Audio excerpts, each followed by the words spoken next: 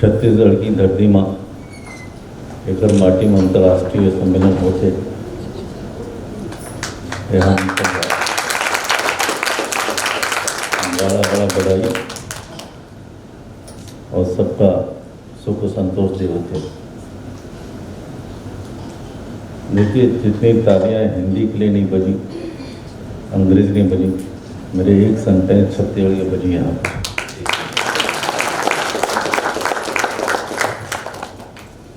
आज की संगोष्ठी में हम सबके वरणीय श्रद्धेय विनय पाठक जी, भाई राजन यादव जी, प्रोफेसर शास्त्री जी, मैडम मिश्रा और प्रातः स्मरणीय दीक्षानंद सरस्वती जी, सबसे पहले उनको प्रणाम करता हूँ। आपके श्री चरणों में प्रणति निवेदित करता हूँ।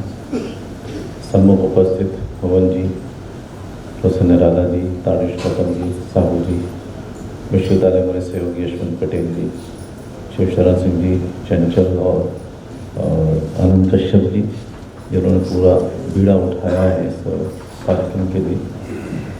और ये इधर हो जाए तो सामने दिखाई पड़ने लगे, छाते से सामने दिखाई नहीं पड़ते। ताड़ी जनाजे करवा दीजिए। अब ठीक है, विषय गंभीर है और उस पर काफ़ी अच्छे ढंग से न्याय करने की कोशिश की। आदरणीय विनय पाठक जी ने, राजन यादव जी ने और शास्त्री जी ने। आगे मैडम बुश्रा जी भी बोलेंगे। वस्तुतः ये जो अंतर्राष्ट्रीय संगोष्ठी है, ये दो विषयों को लेकर के बनाई गई है। एक विषय तो भाषाओं का है, जिसमें कि हिंदी और अंग्रेजी को रखा जाए, और दूसरा विषय समाज विज्ञान का, जिसमें अर्थशास्त्र और विज्ञान को रखा गया है, जैसा कि आपने टाइटल दिया है, innovative researches in Hindi, English, economics and sciences.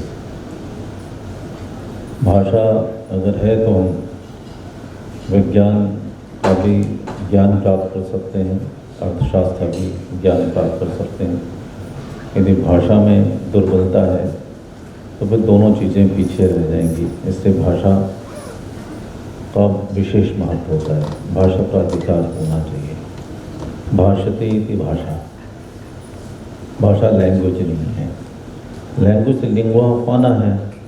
Lungs में कुछ हवा भर जाए, उसे एक्सप्रेस कर दे, उसे भाषा कर दे, वो नहीं, वो लैंग्वेज है।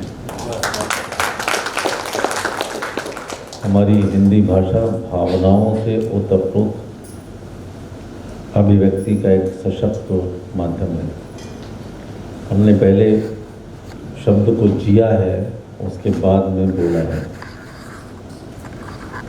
और विदेशी भाषाएं, विशेषकर अंग्रेजी, बोल भर लेते हैं, जीते हैं नहीं, इससे वो भाव उसमें आ ही नहीं पाते हैं। हमें कोई भी भाषा को आत्मसात करने में, उपयोग करने में कोई आपत्ति नहीं होती है। ये हमारी अपनी मान्यता है। भाषा किसी देश की नागरिकता और उसकी संस्कृति की परिचायक होती है। जब हम कहते हैं अवधि, तो अवध की नागरिकता भी, अवध की संस्कृति भी है।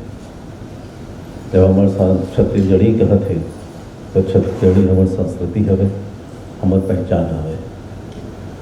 फ्रेंच कहते हैं तो फ्रेंच फ्रांस की भाषा भी है, फ्रांस की नागरिकता भी है। रशियन कहते हैं तो रशियन रशिया की नागरिकता भी है, रशिया की संस्कृति भी है। इंग्लिश इंग्लैंड की बोलने वाली भाषा, वहाँ की संस्कृति है, वहाँ की नागरिकता है। हमारी भाषा हिंदी, हिंद से निकली हुई हिंदी, वैसे भारतीय भाषा का उपयोग नहीं किया है।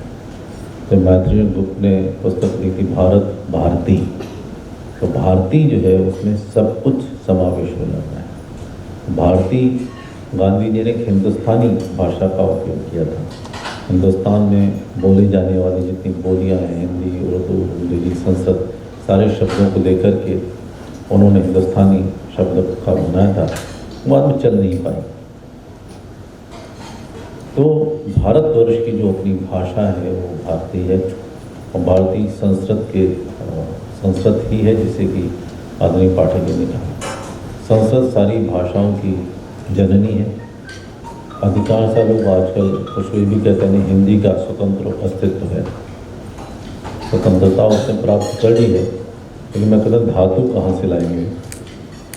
बिना धातु और व्याकरण के तो शब्द बन ही नहीं सकता है। गुण कहाँ से लाएंगे, भाव कहाँ से लाएंगे, रूप कहाँ से, गुण कहाँ से लाएंगे? तो संस्कृत से ही आती, विभक्तियाँ कहाँ से आएंगी? तो संस्कृत से ही आएंगी। तो बिना संस्कृत के हिंदी ही नहीं, बहुत सारी भाषाओं का अस्तित्व नहीं है। जहाँ तक इनोवेटिव रिसर्चेस की बात आ रही है, हमें नवाचार तो करना होगा। नवाचार की दृष्टि से हम हिंदी की महानता के बारे में बहुत बातें करते हैं। हिंदी का प्रवेश बहुत हुआ है, विस्तार भी काफ़ी हुआ है। यूनाइटेड नेशंस तक तो हम पहुंच गए अटल जी के माध्यम से, और विश्व में अधिकांश देशों में भाषा हिंदी बोली जा रही है। बहुत सारे विश्वविद्यालयों में हिंदी का पठन पाठन अनुसंधान सभी कुछ हो रहा है। हिंदी का उपयोग करने के लिए पाठक जी ने बड़े बड़े उदाहरण बताए। तुलसी को क्यों छोड़ दिया आपने?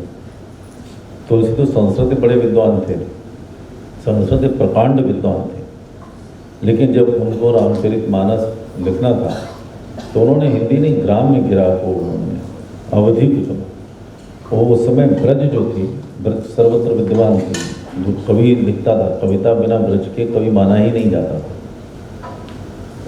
ब्राह्मण बिना अवधि चुनी, और उसमें सूर सागर और संबंधित श्रीमद् भागवत का बोल बना था। श्री कृष्ण भक्ति चारों तरफ विराजमान थी। उन्होंने राम को अपना जो है वो नायक चुना काव्य के लिए। दो चीज़ तो राम की आवश्यकता थी कि मुगल भारतीय संस्कृति को ख़त्म करने के लिए तुले हुए थे, उसे कौन बचाएगा? तो उसके लिए मर्यादित व्यक्ति बचाएगा। इस मर्यादा पुरुषोत्तम राम को उन्होंने केंद्र में रखा। और संस्कृत ने यदि मान ली कि उन्होंने रघुवंशी लिख डाला या कोई और महाकाव्य लिख डाला, उसे पढ़ने वाले पंडित ही लोग हैं। ग्राम जन जन तक राम कथा को पहुँचाने का काम उन्होंने किया।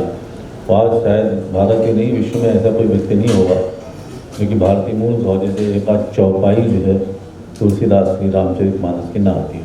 ये उसकी महानता हमारे पास में आई, जैसे कि हम घर कर रहे थे। लेकिन दुर्भाग्य क्या हुआ कि 75 वर्षों में मैं इस बात से सरोकार रखता हूँ, पाठक जी ने यहाँ पे कहीं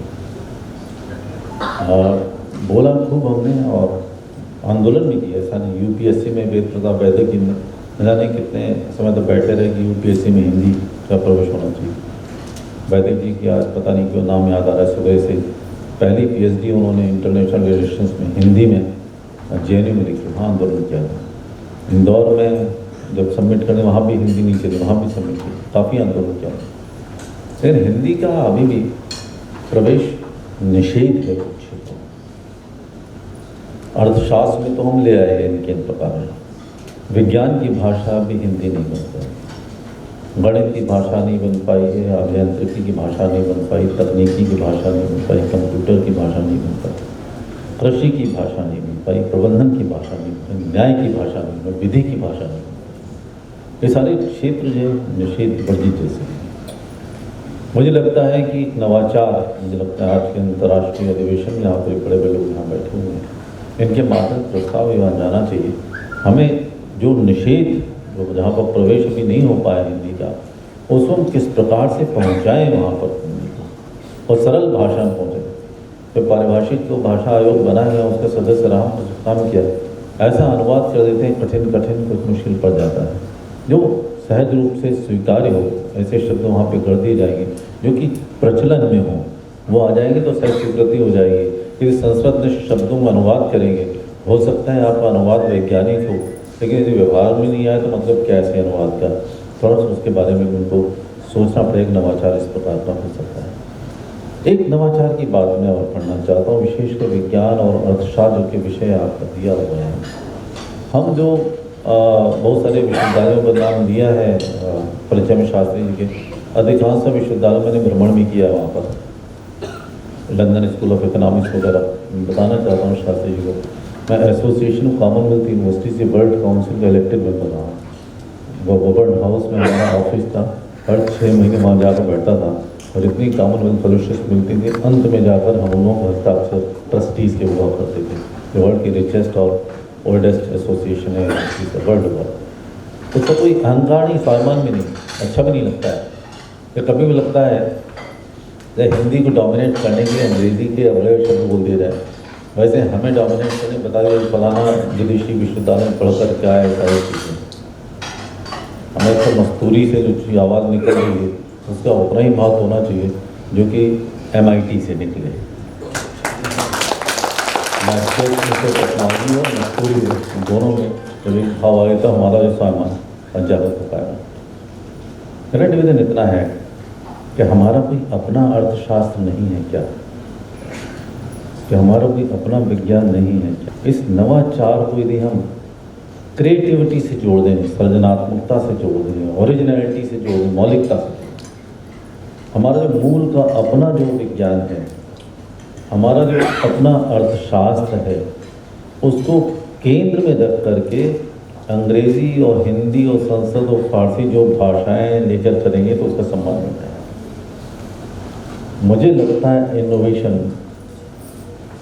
द मेजर इनोवेशन, अंग्रेजी बोलना चाहूँ मैडम बुशरा बहुत से लोग इंग्लिश में बैठे हैं, the major innovation which is required not only in soil of India madam but also everywhere, in Baghdad, Iraq, Iran, everywhere, the indigenous knowledge should be at the focus. उसे केंद्र में रखना है, the centre that should be indigenous knowledge. Every country has got rich indigenous pool of knowledge, that should be at the center, and language should try to translate that knowledge systems into national and international level।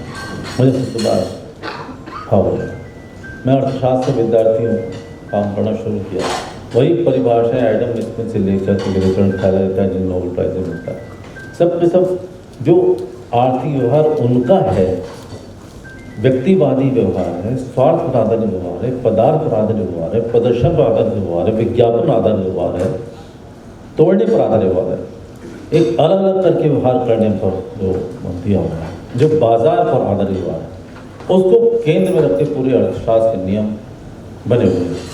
हमारा व्यवहार ऐसा तो है नहीं। हमारा अर्थ व्यवहार तो परिवार को केंद्र रखता है, समाज को केंद्र रखता है, सबको साथ में लेके चलने वाला है, सबको खिला करके खाने वाला है, बचत करने वाला है, पर्यावरण में भी वही भक्ति वही शक्ति देखते हैं जो अपने अंदर देखते हैं। तो ये सारा व्यवहार जो हमारा अर्थ व्यवहार है, इसको केंद्र में रख करके हमने ना अर्थशास्त्र के नियम बनाए, न कोई दर्शन बनाया, न उसको हमने जो नीतियाँ बनाई। ये कारण होगा। तो यदि मान लीजिए हिंदी में भी यदि पाश्चात्य अर्थशास्त्र ही केंद्र बनाकर काम करते रहे तो हमें हिंदी की पूरी सेवा नहीं हो पाएगी। हिंदी की सेवा तभी होगी जबकि हिंदुस्तान की धरती में छत्तीसगढ़ की माटी से उपजा हुआ जो अर्थशास्त्र है, जिसमें हम धान की बात करें, जिसमें गोधान की बात करें, जिसमें हम पशुधन की बात करें, पर्यावरण की बात करें, जो हरपा नदी जिसमें आ जाए, नदियों की संस्कृति जिसमें आ जाए, उससे उपजा हुआ अर्थव्यवहार आ जाए, उसको लेकर जब हम काम करेंगे तब सही मायने में हिंदी में नवाचार होगा, इंग्लिश में भी नवाचार। इंग्लिश में नवाचार क्या होगा? इंग्लिश में नवाचार ये नहीं होगा हम शेक्सपियर को पढ़ाते हैं, मिल्टन को पढ़ाते हैं, हम कल पीसी शैली को पढ़ाते हैं, हम कीट्स को पढ़ाते हैं, बायरन पढ़ाते हैं। जब हम इंग्लिश में कालिदास को पढ़ाना शुरू करेंगे, तो इंग्लिश में हम वेद पढ़ाएंगे, जब इंग्लिश में पुराण पढ़ाएंगे, जब इंग्लिश में श्रीमद् गीता पढ़ाएंगे, जब इंग्लिश में हम छत्तीसगढ़ की मिट्टी की बात करेंगे तो इंग्लिश में नवाचार होगा। और तब जाकर हम कुछ कह पाएंगे। हमने बिलासा की धरती में, छत्तीसगढ़ की माटी में इंटरनेशनल सेमिनार किया है। मुझे आपने यहाँ पर बुलाया और मैं कोई अतिथि वगैरह नहीं बनना चाहता हूँ, कोई बात करने के लिए अवसर तलाश में रहता हूँ और सुनने के लिए और उसको कहता हूँ। आप सबको बहुत बहुत शुभकामनाएँ। आपको कश्यप जी को, सिंह साहब को, बड़ी परिश्रम से आपने काम किया। विदेश से जो आई है मैडम बुशरा और बहुत से लोग आए हैं, इनका मैं स्वागत करता हूँ। आई वेलकम है। आपका इस्तकबाल है हमारी ज़मीन पर, हमारी सरज़मीन। वैसे I am just over I know Urdu also, I can speak in Hindi, English, Urdu, Sanskrit, four languages I know. और मैं उस परिवार से बता दूँ, भाषा की बात कही गई थी कि भाषा के बारे में शायद शास्त्री बता रहे थे, जो जितनी अधिक भाषाएं जानता है वो उतना ही इसमें विद्वान माना जाता है।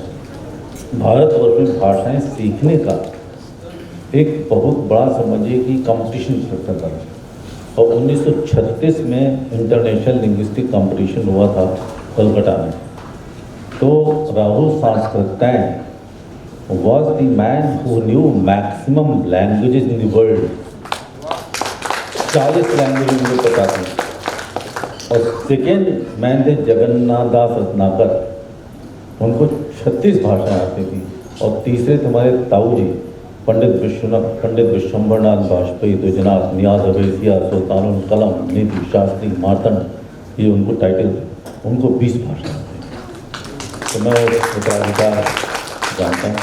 हम लोग चाहेंगे कि भाषा हम लोग सीखें, जानें, इन भाषा के अंदर की जो संस्कृति होती है, उसका दर्शन, उसका मर्म होता है, जो कि जोड़ता है लोगों के साथ, उसके बहुत बहुत धन्यवाद। वंदे मातरम।